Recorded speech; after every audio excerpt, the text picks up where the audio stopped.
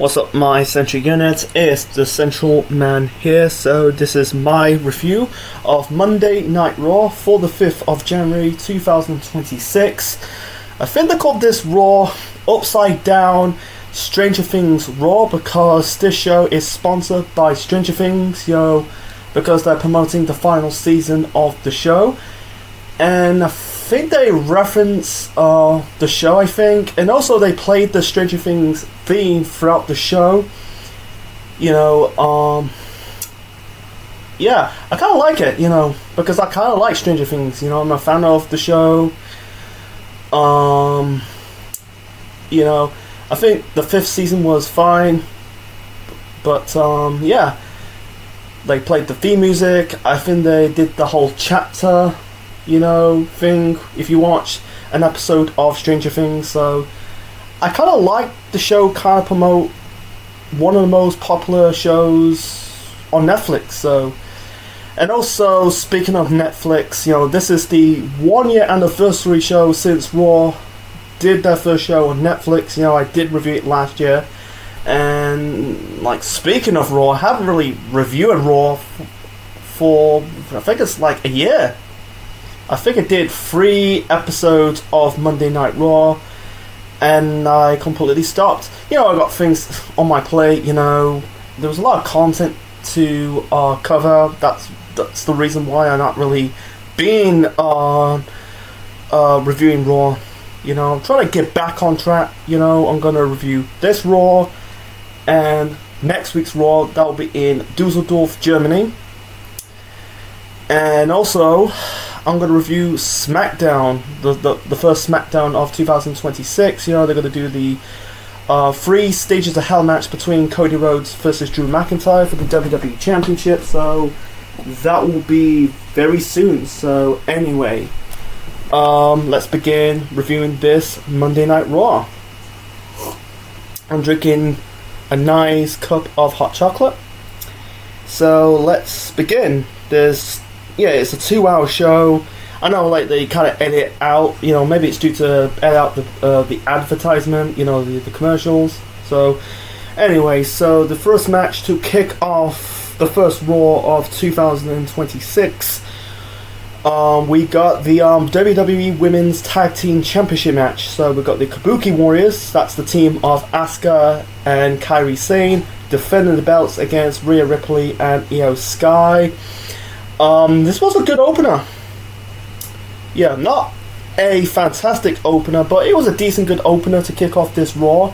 It was a good back and forth, nothing much to talk about. I'm not saying it's a bad match, but it was kind of fun for what it is, you have the Kabuki Warriors, Rhea and Io has been feuding with the Kabuki Warriors for months now, since, you had Asuka and Kairi turning on Io Sky because she was part of, the formerly known as the Damage Control, because at this moment in time, Damage Control is no more because Bayley is doing her own thing.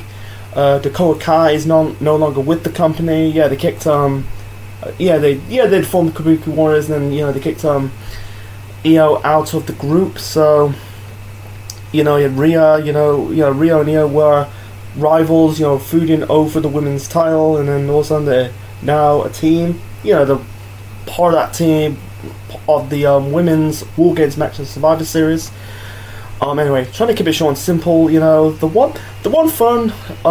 There are a lot of tag team maneuvers, with with Io and Rhea Ripley. Rhea hits, I think it was Kairi Sane with the Razor's Edge, and follow up with Io Sky hit a missile drop kick. That was kind of good. In the end, Rhea hit the riptide. Rhea hit the riptide, and Io hit the moonsault. I think it was on Asuka or Kairi Sane to win this match and become the women's tag team champions.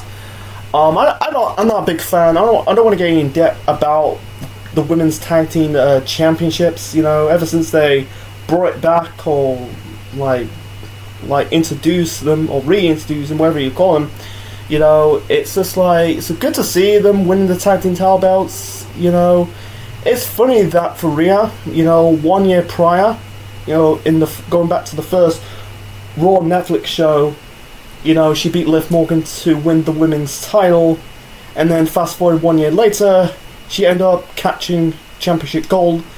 Her and Io are the new women's tag team champions. You know, I don't know what the direction going into this. So, are they gonna keep hold on to the belts, or they're gonna drop the belts back to the Kabuki Warriors? Like the women's tag team belts are just props at this moment point for the last 8 years since they, introduced them in 2019. So yeah, it's good. It's good to see Io and Rhea winning the belts. You know, some people, I call him Rio. That would be a good name. You know, Rio. It's funny, like they're gonna only referencing the Japanese wrestler and the British wrestler. They both got similar with the same name. But it'd be cool if they call it Rio, you know. But how they're gonna do as a tag team, you know, like I said, like they've been feuding over the women's tag team title, not tag team title, but the women's title. Sorry, you know, since like Rhea dropped the belt to Io, they had the triple threat matches at WrestleMania and SummerSlam last year, and now there's a tag team. You know, do you think they need the tag team belts? I don't know. So. You know, I don't know. I don't see them holding it up much longer, but who knows? But it was a decent way to kick off this Raw. You know, it had a brief moments of the tag team belt, the new tag team champions. You know, you got like Adam Pearce, the Raw GM, kind of congratulate the new tag team champions. Then we got like, and then he introduced Gunther. The fans were booing Gunther because. You know, because that the Saturday Night Main Event show from a month ago, you kind of tell Gunther, you know, there's eyes on you, and mostly the locker room, you're being disrespectful, you know, because he beat John Cena, he's disrespectful, he's basically bragging like he's beat John Cena, you know, he's telling to mix it with a little respect, you know, say it to the heart, you know. And the Gunther just don't really care. He's just smiling, don't care, you know. And then, yeah, we got this first promo segment of the night with Gunther. You know, he tells everyone, he tells the people, like management asked him to be asked about respect. You know, yeah, they kind of boo, and they kind of chant towards Gunther. You tap out.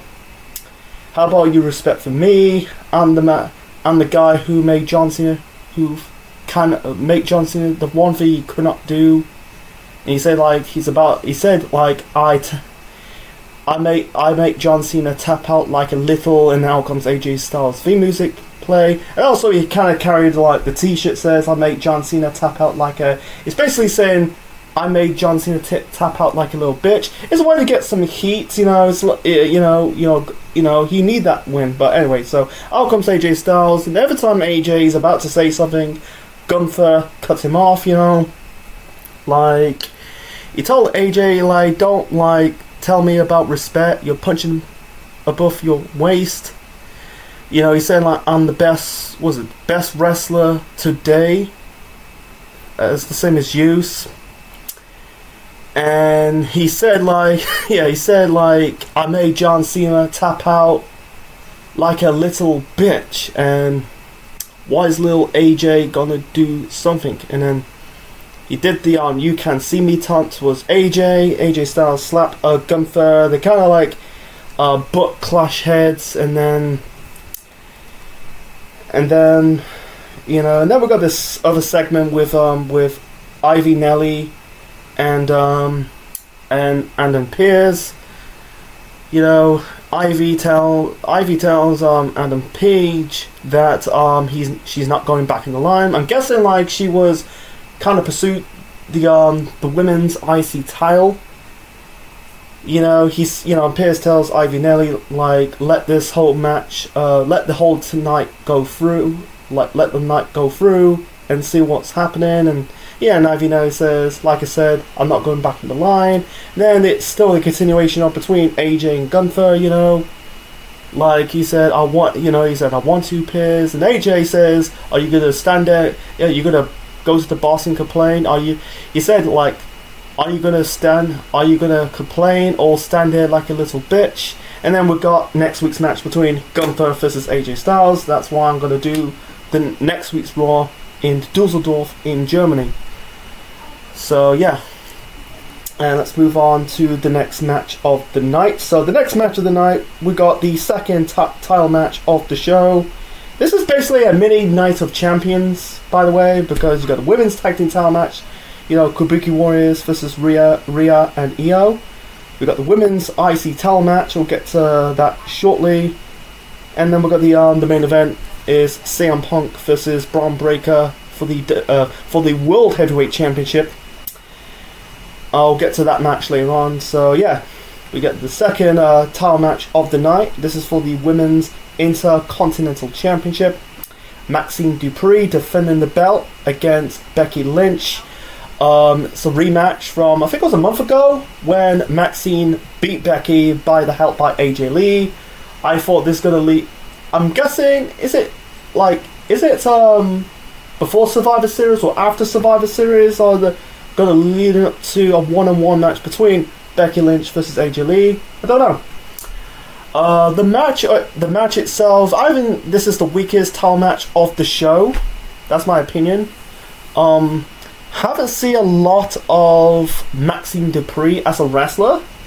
Like, she was okay, like one more of the match, Becky trying to trip her up, but she kind of did like a cartwheel, leap over Becky and hit her with a big boot, I like Becky's mover off the top rope. Like, she hit Maxine Dupree with a brainbuster and a DDT combo. That was kind of good. Maxine kind of locking Becky with the ankle lock. Yeah, it's a pay homage, because she was still part of Alpha Academy, with Chad Gable. She's with the straps. Why? I feel like it's just pandering.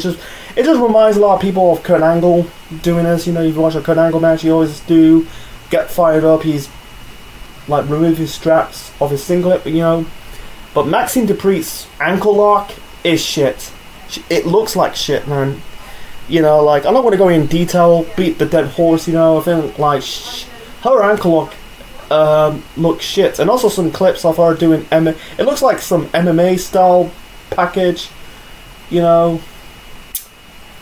It's just like, look, it looks crap, yeah, Becky did like, I think she locked in her own version of the ankle lock, Anyway, so, in the end, Becky, I think she counted it, before that, I think she, what's it, is that Hurricanrana? I think it was a powerbomb. Like, there's one spot, before, like, this ankle, the second or third ankle lock attempt, you had Maxine kind of, I think she counted something, it must be a Hurricanrana or something, or a powerbomb attempt into the ankle lock. So, anyway, in the end, you had Becky kind of, like, not really counter, she kind of, like, still, like, counter looked like she kind of, like, going for the pinfall.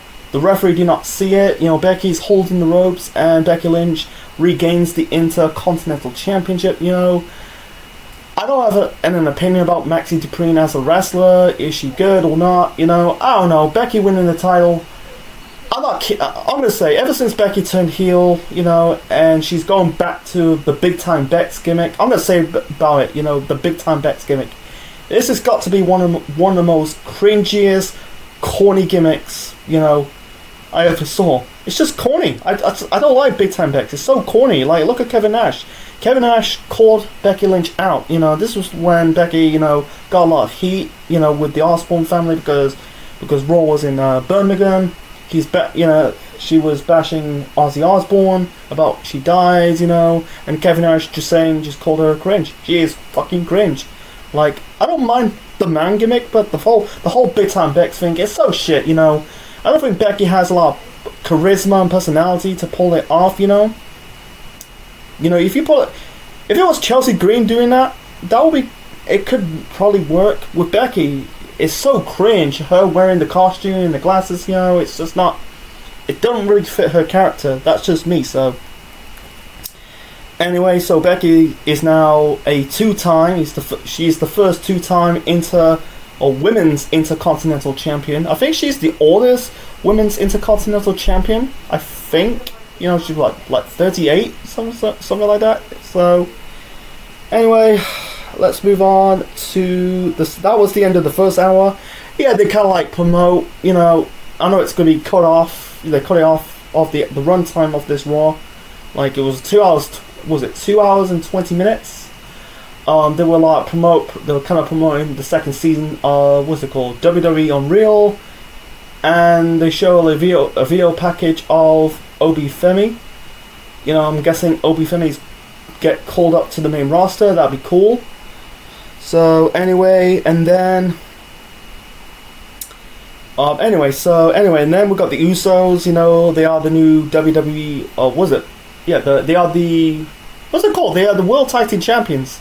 Like, they're not doing the Raw SmackDown Tag Team titles. They haven't been doing it for, nearly 2 years now. So it's very confusing to get used of the new names of the tag team belts on Raw. So they are the World Tag Team Champions. You know, they beat AJ Lee and Dragon Lee for the belt. Not AJ Lee. AJ Styles and Dragon Lee. You know, there's two AJs now. You know, AJ Lee and AJ Styles. But anyway, so you know, you can tell it's, yeah. By the way, the show's in at the Barclays Center. You know, you can tell like the fans are still doing the yeet. I think his gimmick is still good. You know, I was not okay of him dropping the belt. You know, like, it was a very short reign. That's another story another time. But anyway, so like the Usos cut the promo near the crowd, near the stairway. Like, you know, they said, like, you know, they kind of put over like AJ Styles and Dragon Lee. Says, we appreciate the war and battle and the match. You know, that was last week. That was last week. That was last year. They say, you know, Jay says, you know, this year's gonna be the year of the Uso. They're gonna give a warning shot for the other tag teams. Jimmy, you know, says, you know, he kind of put over the Usos. You know, you're looking at the greatest tag team of the game. Yeah, I think he said, like, you're looking at the greatest tag team of today. That was really good to put them over. To be honest, they are. You know, they are multiple time tag team champions. You know, ever since they debuted, you know, a decade and a half ago. You gotta give them props. You know, like, if everyone wants to run in, I can't remember the promo that much. You know, he said, like, others are cashing, we make history. Yeah, they did that. You know, Jay did his shtick, and that was it. So I'm trying to, like, get to the key points. You know, I can't remember that promo.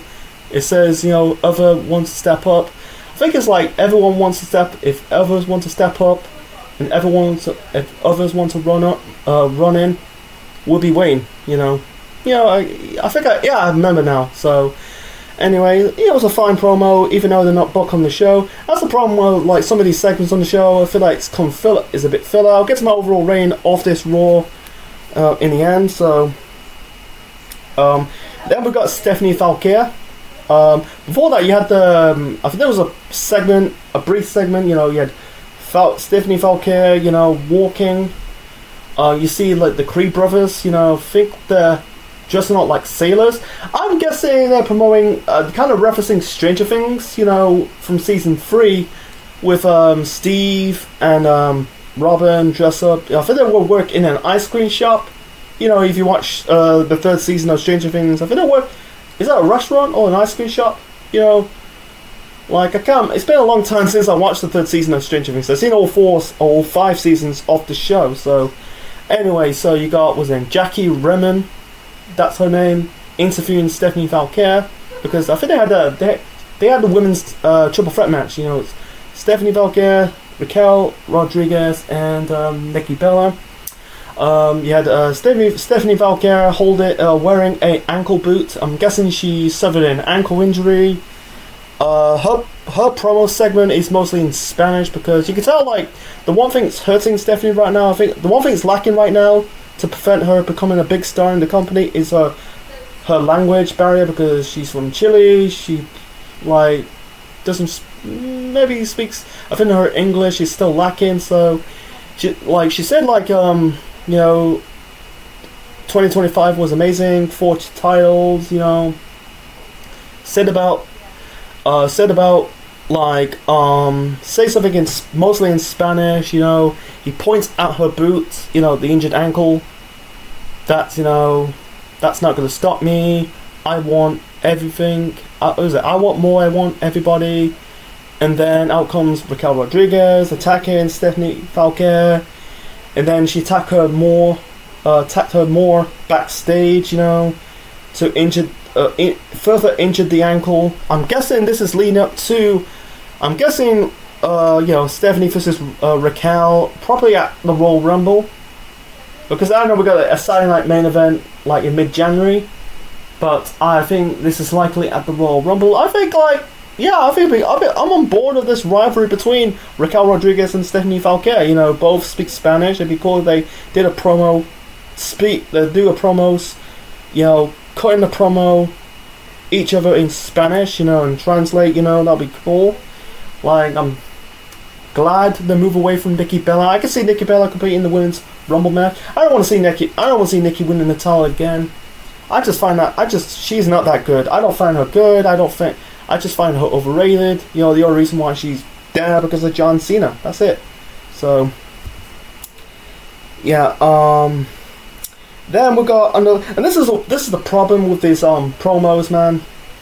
They're they're kind of filler. They're just like killing time. I'll get to my overall thoughts in the end. So, anyway, you got Rey and Penta. They speak in Spanish a bit. Talk about the situation with the Vision, that is Austin Theory and Logan Paul. Before that you had Rey kind of comforting and putting over Dragon Lee, like one day you'll be champion again, and Dragon Lee like speak to Rey in Spanish. Out comes Penta, and Rey kind of put over Penta that the honor and respect of Lucha Libre, and Penta says if you need me, I'll be there for you, something like that. Penta was speaking a bit quiet, so that's the problem. The segments are a bit filler because they're not booked on the show. And moving on to the third match of the night. So we got Lyra Valkyria with Bayley taking on Liv Morgan with Roxanne Perez. Almost called Raquel Rodriguez. Yeah, even though they got like R in their name. So the match between Lyra and Liv Morgan. I think the announcer says this is Liv's first match since the injury. She injured her shoulder in June. She was out for like 6 months. So the match itself was just bit forgettable. Not a bad match. It was just forgettable. You had the stuff between Roxanne Perez and Bayley. Like Roxanne, kind of pulled the ropes and make Lyra fall out of the ring. And then you got like Bayley chasing Roxanne Perez with the chair. In the end, Liv hit the Oblivion onto Lyra for the win. So it's just what it is, man. I don't know. I think they wasted an opportunity for a match between Bayley versus Roxanne Perez. I don't think they had a one-on-one match. I'm not too sure. Don't quote me. They kind of fought in the women's Elimination Chamber match last year, but they never done like a one-on-one match. I think they missed a great opportunity of doing that. They should have done it at WrestleMania. Bayley versus Roxanne Perez. Giving Roxanne her first WrestleMania match. To build up the future, but they kind of missed an opportunity. I think if they tend to do that, I think it's a bit too late. They really should have struck it when the iron was hot. So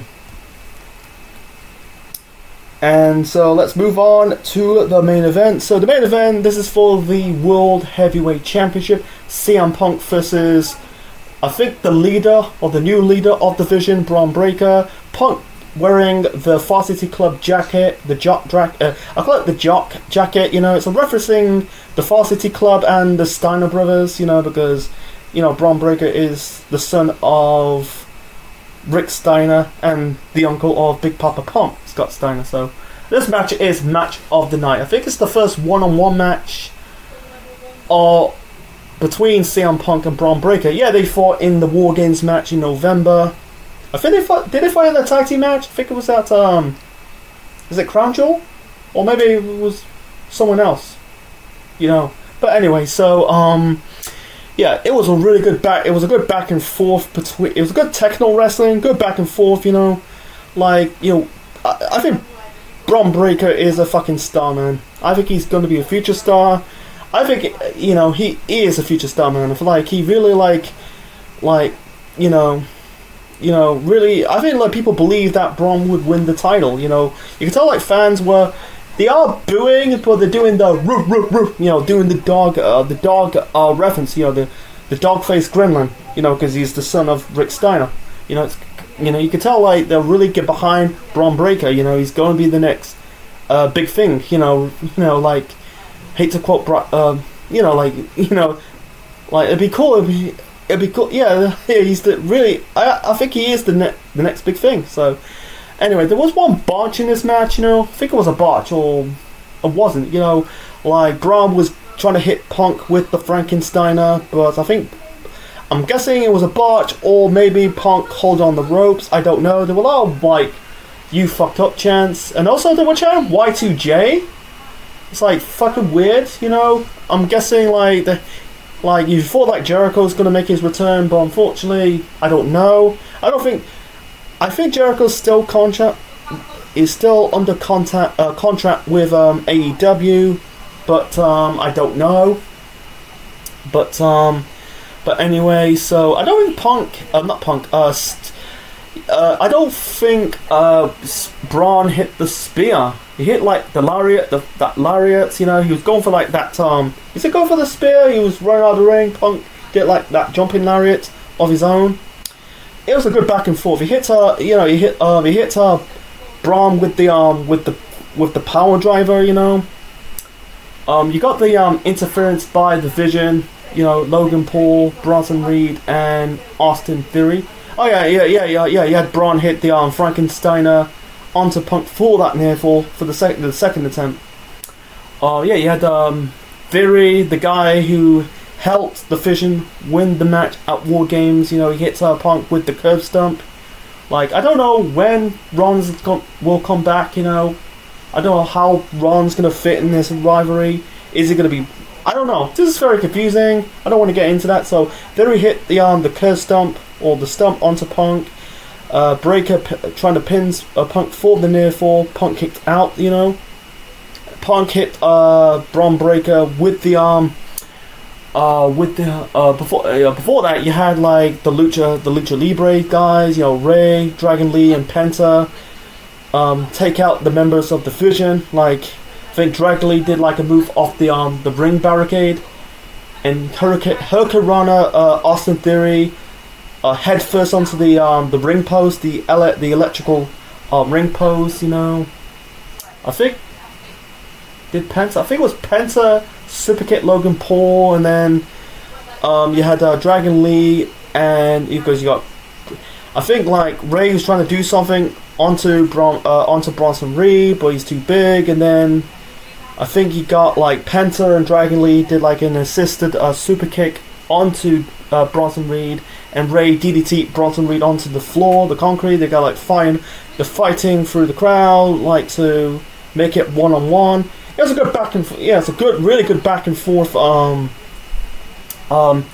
a really good back and forth match between Breaker and Punk. Punk hit the go to sleep onto Braun Breaker, but he kicked out from that. Yeah, I don't think Braun hit the spear throughout the whole match. I don't think he hit the spear. He locked Punk with the Fujiwara armbar.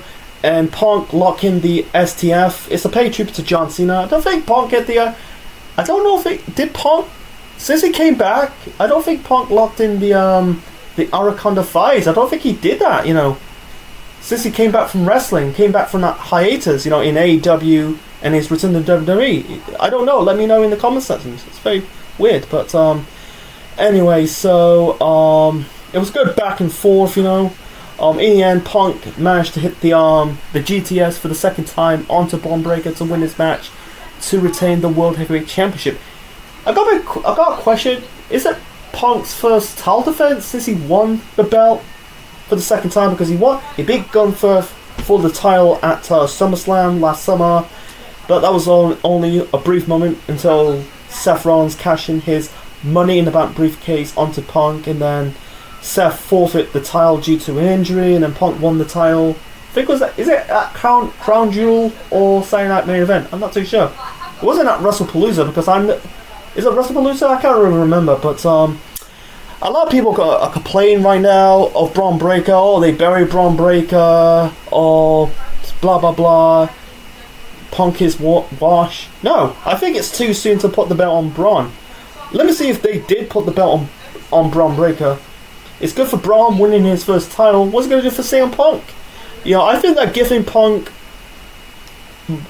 I think it'd give him a good run with the belt. Not a lengthy run. It's not going to be the same like his WWE title run from, you know, 2011, 2012 up to a little bit in 2013. No, I think he's holding the belt. I think he's going to hold the belt until WrestleMania, because Elimination Chamber is in Chicago. I'm guessing Punk will probably defend the belt in his hometown of Chicago, and then depending who's gonna, I predict like they're gonna do Gunther versus.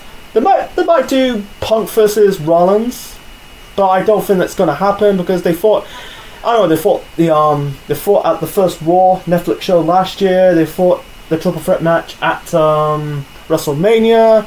They fought in that triple threat match. Is it a triple threat match or a fatal four-way match at Clash of Paris? I think it'd be I think like they'll drag it too long, but I think they're gonna do Punk versus Gunther 2, and Gunther's gonna get his win back. So yeah, I don't know. I think it was a right call to have Punk retain the title on this show.